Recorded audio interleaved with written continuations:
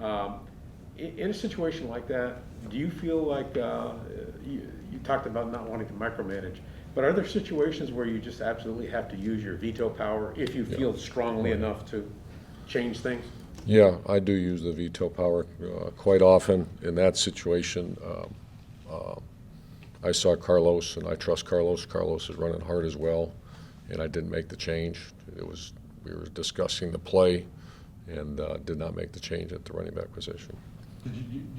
Was that just because you had the confidence in Carlos to do the job just as well as James? At that moment, I didn't. When I saw Carlos there, I didn't ask why James not in there because we were discussing the play. I saw Carlos, and I trust Carlos, and obviously Bevel trusts Carlos. So it was never an issue about injury to Robinson? After, no injury. Can you talk a little bit about the process to throw the challenge flag in the second half on that near fumble?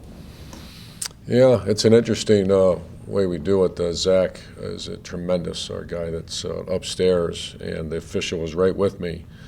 And I said, I'm going to challenge this. And he said, Coach, I already looked at it. And then I kept staring at the video. And then the guys upstairs says, Coach, that is a fumble. It's an open, they kept saying open hand, it's an open hand. That is a fumble. Critical point of the game. And I'm looking at it, and the official was actually great. I said, I'm going to challenge this thing. He said, Coach, you can challenge this. And upstairs, they were adamant that was a fumble. And I held on to it. I said, how much more time do I have on this thing till I can't throw it?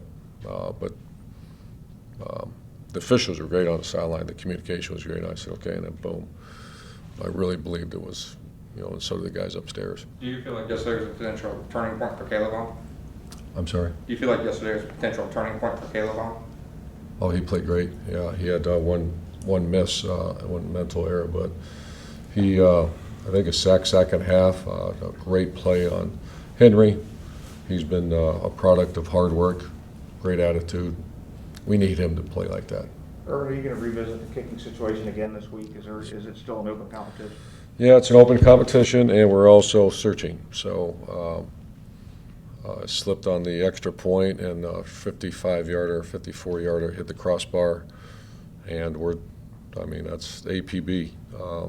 So there'll be some competition this week, but we got to make a decision here. When you have confidence in a kicker in the past, especially the guy between 40 and 50 is fairly automatic, does that help your play calling? Or does it help sure the play does. calling of the offensive coordinator?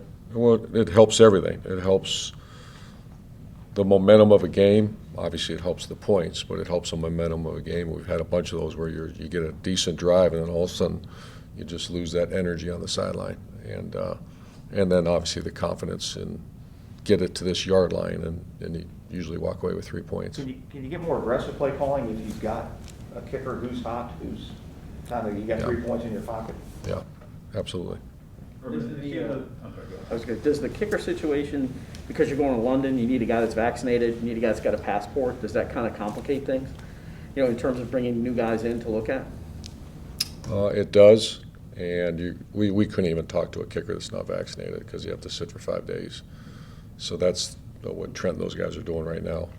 I don't have much more detail on that, but if it's Lambo or Matt, they're going to compete, and if we want to find one that's vaccinated, then it's got to be a fairly quick decision. A lot of the issues throughout the year have been detail-oriented, communication or personnel groupings or substitution, whatever. Are you coaching differently now than you did in college? You had a reputation of being a real details guy in Florida and Ohio State. Are you coaching differently? I spend most of my time on offense and kicking game, and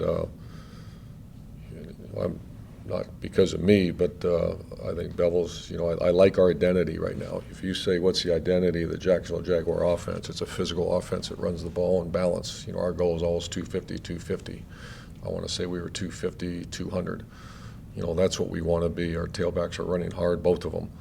Our offense line's coming off the ball, physical. I thought Trevor, in his last 3 games, has been, he's on a steady progress. So I like the progress of the offense. Obviously turnovers were all but stopped, and then we had that one that was hit early, gave up 7 points.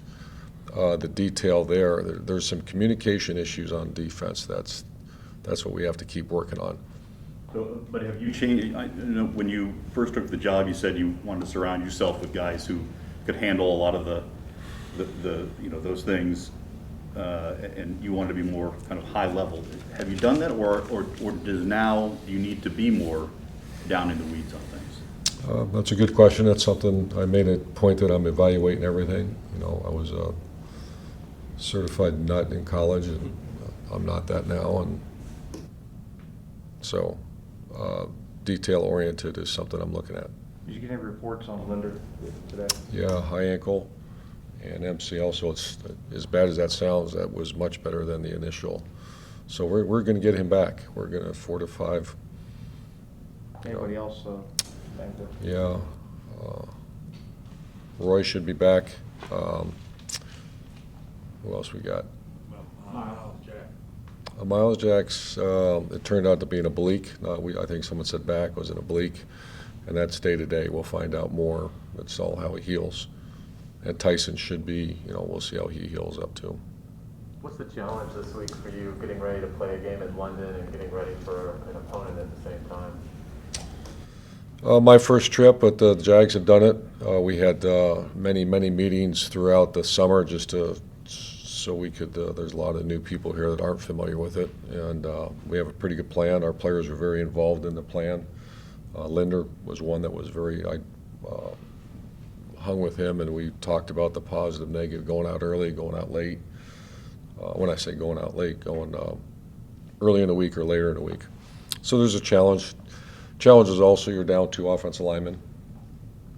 Probably our most consistent group on the team right now, and they're down two good players, AJ and Brandon. You know, obviously DJ Chark, I just saw him. You know, not having him, so we're dinged a little bit right now. So, but so is everyone in the NFL. Those are the challenges, and you're facing a team that has a lot of talent, and they play a unique system on offense and defense. Several weeks ago, we talked about Trevor, and he talked about trying to be more patient, not necessarily trying to go for the deep shot all the time and taking that stuff underneath. Has that been the biggest growth you've seen out of him the last couple of weeks? I see so much. I see so much growth from him. I see so much in leadership. I see so much in his decision making, his accuracy, his trust. You know, it's funny. It's not funny. But it's the reality of a quarterback relationship with a wide receiver, whether it be Marvin, and now he's getting a little good feel for that tight end. We got Dan Arnold, and the best quarterback should coordinate a defense. So the best quarterback should be able to go coordinate the defense, and I see that happening. I see his knowledge of defense with Coach Schottenheimer doing a really good job, but his progress is he's very comfortable, and I'm going to add this: he's an absolute warrior. I mean, he is a competitive maniac. James Robinson's usage was cut in half, basically from the first half to the second half. I think 11 touches in the first half, 6 touches in the second half. How do you sort of get him more involved? I mean, obviously he's probably one of your better playmakers. Yeah, he's playing really well. I didn't realize that. I'll check after this, but there's no intent other than if he gets spelled. You know, I know after a long run they yank him to, you know, get his win back, but he's playing at high level. He's another competitive maniac. Trevor said yesterday that he feels comfortable with quarterback sneaks. Just how can, you know, the team and him really get on the same page to get that to be a part of the offense? That was our staff, the offense coaches, said that Trevor is comfortable doing anything. It was more so Bevel being comfortable with. Yeah, the comment made to me was, we have not done it live.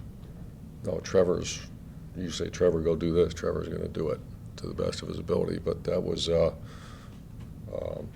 that came up over the headsets, and he said, we have not done that live. Have you been doing goal line live in practice at all? Live? Yeah. We don't do much live. Training camp we did, and obviously not enough for quarterback sneak.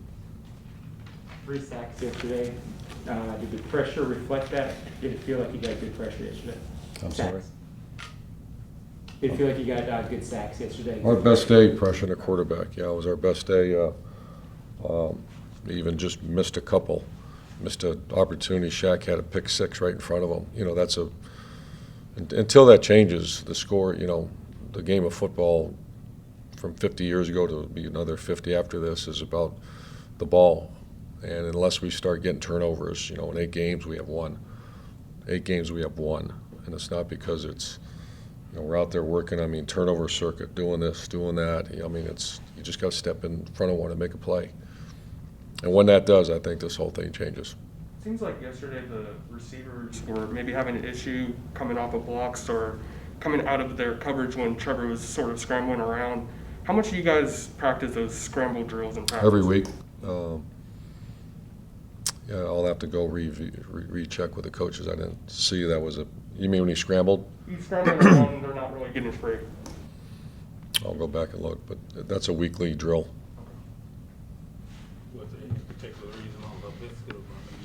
Just taking them out, or is it just that they just couldn't find them? or- No, what we did is when we lost Shark, he had to go to play outside as well.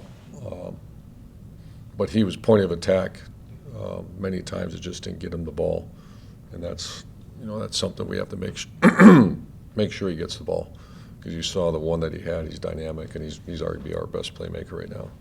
How do you feel about your coverage of the linebackers? There was one drop back where Chason dropped back and he really wasn't covering anyone. Yeah, that was a missed assignment. It was a man coverage, missed assignment, miscommunication.